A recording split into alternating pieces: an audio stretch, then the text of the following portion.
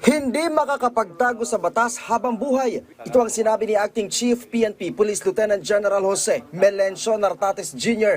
kasabay sa patuloy na pagtatago ng ilang individual na sangkot sa flood control mess. Hindi raw tumitigil ang tracker team ng Philippine National Police upang suyurin ang iba't ibang lugar ng bansa para mahanap ang mga natitira pang individual na may warrant of arrest. We will not stop hanggang masatisfy or maaresto natin as ordered by the court. So, meron nga dyan na been hiding for 10 years or more than 10 years.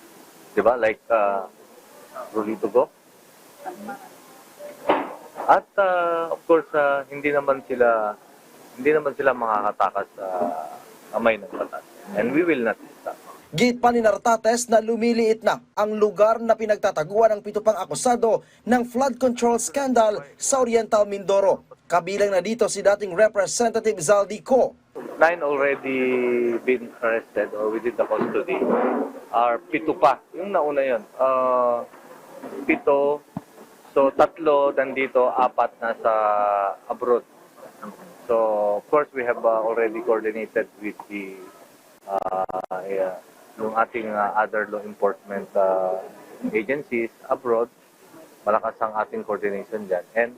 And we have 3. Of course, marami tayong tracker team.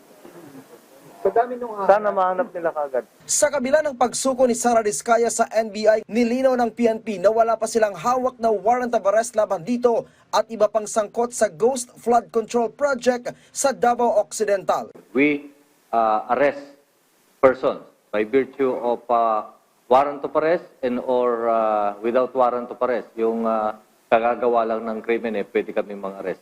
And nasa mandato namin ang mang-aresto ng tao, especially those who are covered with warrant of arrest. At lagi kaming naghahanda dyan. We have police operational procedures for arrest procedures and basis for the arrest.